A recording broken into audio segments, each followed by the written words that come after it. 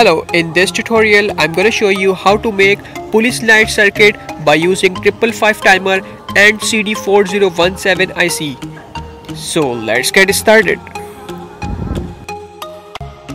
For more interesting project, please subscribe to our channel and don't forget to click on bell icon for our recent post notifications. Let's get started.